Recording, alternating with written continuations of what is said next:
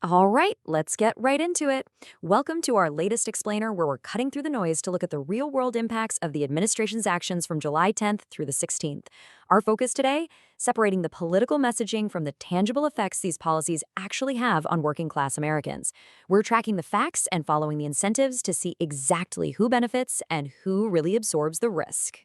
So, here is our roadmap for today: 1. The governing pattern; 2. Immigration and labor; 3. Public health and extraction; 4. Global conflicts; 5. Executive power; and 6. The working class impact. Kicking things off with Section 1, the week's governing pattern, protecting workers versus shifting risks. Looking at the actions from this week, a really clear pattern emerges.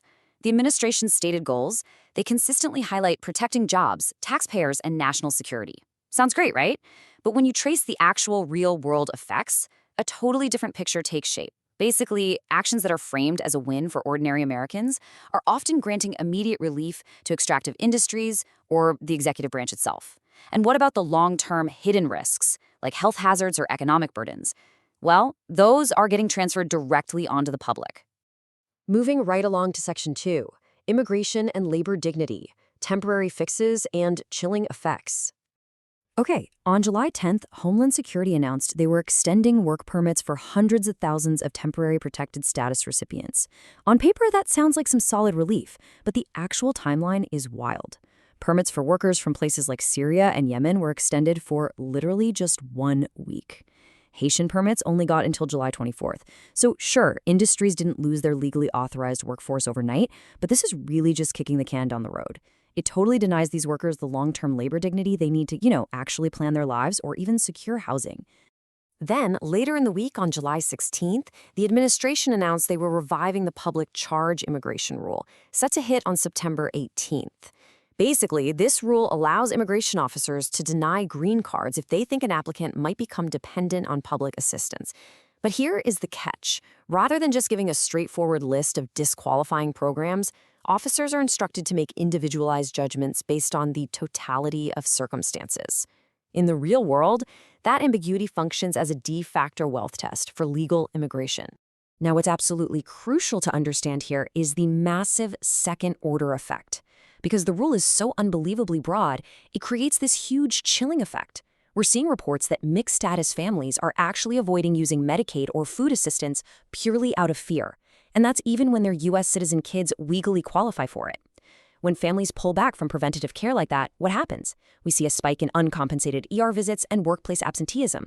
So the federal government might save a few bucks up front, but those massive costs, they just get shifted directly onto local schools, local hospitals, and municipal governments. It's like a giant game of financial hot potato.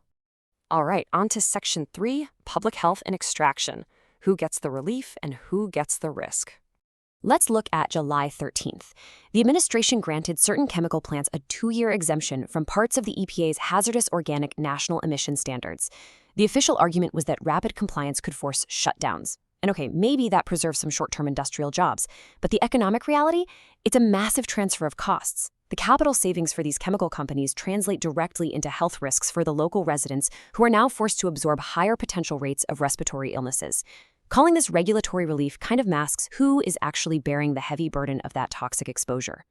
And on that exact same day, July 13th, the administration reduced the Bears Ears National Monument by a staggering 91%. 91%. The proclamation slashed the protected area from roughly 1.36 million acres down to just over 121,000. And a parallel proclamation took a huge chunk out of the Grand Staircase Escalante National Monument, too.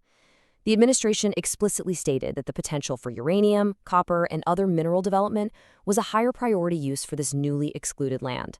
So, the crucial point we really need to grasp here is the trade-off. The immediate beneficiaries are obvious. Uranium and copper mining firms get fresh access to public lands. But the cost?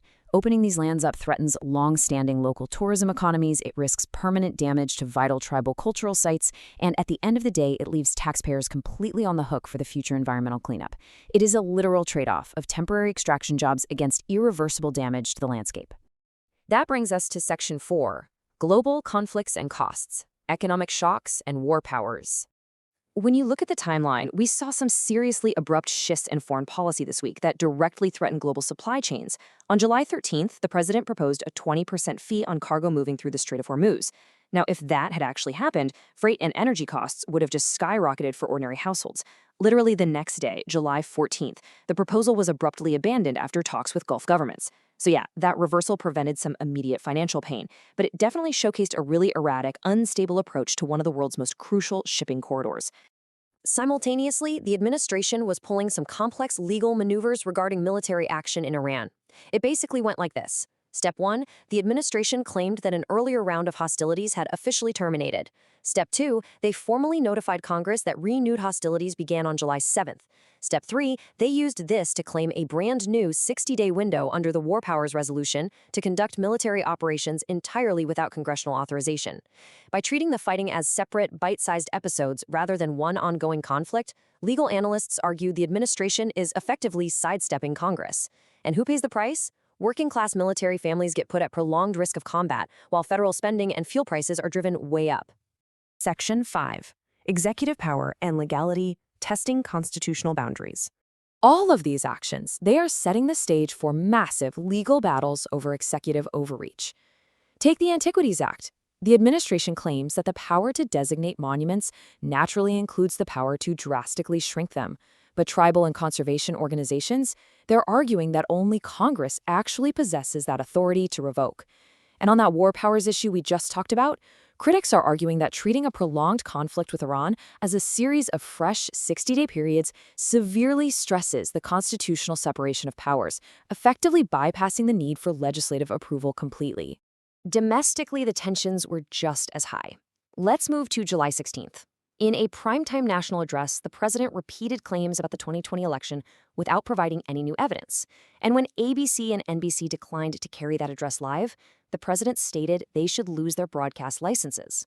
Now, it is important to note here that the FCC licenses individual local stations, not national networks.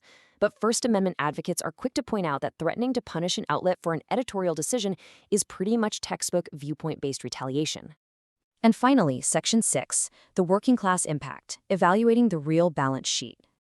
When you pull all of these threads together, the analysis shows that the material balance sheet for the working class this week was heavily negative. The benefits were overwhelmingly concentrated and immediate for very specific industries, while the heavy costs were dispersed and delayed for the public. Chemical manufacturers get to avoid compliance costs, but local communities face the pollution. Mining firms get access to public land, but taxpayers inherit the eventual cleanup liabilities. And unchecked executive military action? That just leaves working-class enlisted families to bear the physical and fiscal costs. This all brings us to a massive core lesson from the week. The administration has frequently equated corporate production benefits with worker welfare. And sure, while those interests can occasionally overlap, they definitely aren't identical. Handing public lands to mining companies or allowing chemical plants to bypass safety standards, those are clear-cut corporate wins. But a policy is not inherently pro-worker merely because an employer benefits from it, especially when the resulting health and economic risks are pushed right back onto the laborers themselves. Ultimately, true public policy requires bearing the costs of health and security, not just hiding them off the books. As we wait for the inevitable legal injunctions and First Amendment challenges to roll in, the ultimate test of any administration's actions is simple. We have to look past the stated intent and track exactly who walks away with the profits and who is left holding the hidden costs.